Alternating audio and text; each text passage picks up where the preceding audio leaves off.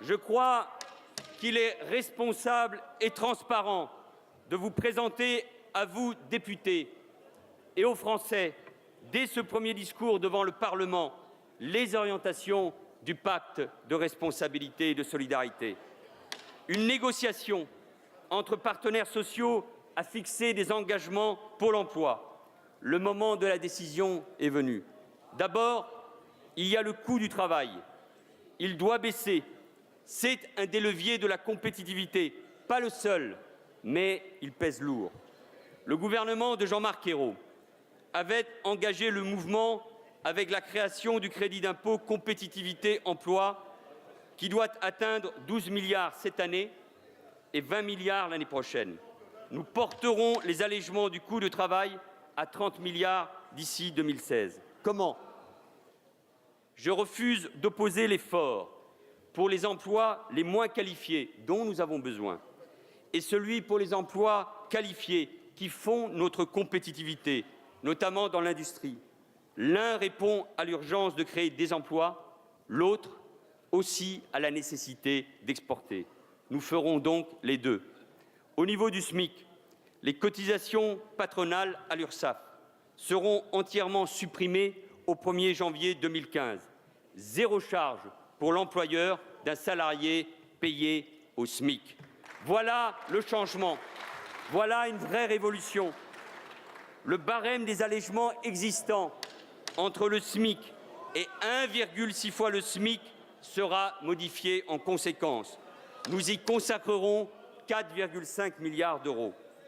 Pour les salaires, jusqu'à 3,5 fois le SMIC, c'est-à-dire, ne l'oublions jamais, plus de 90% des salariés, les cotisations famille seront abaissées de 1,8 point au 1er janvier 2016. Cela représente un allègement supplémentaire de près de 4,5 milliards d'euros. Cela ne pénalisera en rien le financement de la politique familiale qui se verra affecter d'autres recettes pérennes. Les travailleurs indépendants et artisans qui représentent des gisements de création d'emplois bénéficieront d'une baisse de plus de 3 points de leur cotisation famille dès 2015, soit 1 milliard d'euros. Voilà l'effort de l'État. Il est à la hauteur de l'enjeu. 30 milliards de baisse du coût du travail, l'équivalent des cotisations familiales, comme l'avait dit le président de la République le 14 janvier dernier. Pour relever l'investissement, le gouvernement agira aussi par la fiscalité.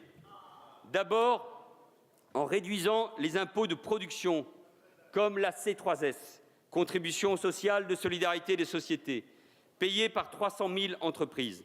Elle sera entièrement supprimée en 3 ans. Cela représente environ 6 milliards d'euros de marge supplémentaire, dont 1 milliard dès 2015. Concernant l'impôt sur le résultat des sociétés, la surtaxe instaurée sous la mandature précédente, comme cela devait être prévu, sera supprimée en 2016.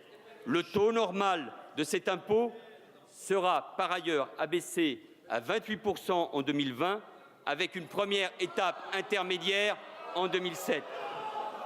Pour simplifier notre système fiscal, plusieurs dizaines de petites taxes complexes et de faible rendement seront enfin supprimées. Mesdames et Messieurs les députés, l'État a pris ses responsabilités. Aux employeurs de tenir leurs engagements. Ils ont été précisés dans l'accord passé entre les partenaires sociaux le 5 mars dernier. Et cet accord fixe 2 grands objectifs. La création d'emplois, en particulier pour les jeunes et les seniors. La qualité de l'emploi, la formation des salariés, l'apprentissage, l'amélioration et la reconnaissance des qualifications. Autour de ces objectifs, les négociations doivent s'engager dans les prochaines semaines, dans chaque branche professionnelle.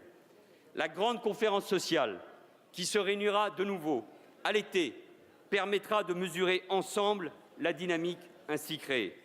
Le pacte, je l'ai dit, le président de la République l'avait indiqué, est un pacte de solidarité également. Il doit améliorer le pouvoir d'achat des salariés les plus modestes. Le meilleur moyen, c'est d'agir sur les cotisations salariales pour augmenter le salaire net, celui que l'on touche à la fin du mois. Dès le 1er janvier 2015, elles seront diminuées pour les salaires au niveau du SMIC pour procurer 500 € par an de salaire net supplémentaire. C'est presque la moitié d'un 13e mois pour un salarié payé au SMIC. Ce gain sera dégressif entre le SMIC et 1,3 fois le SMIC.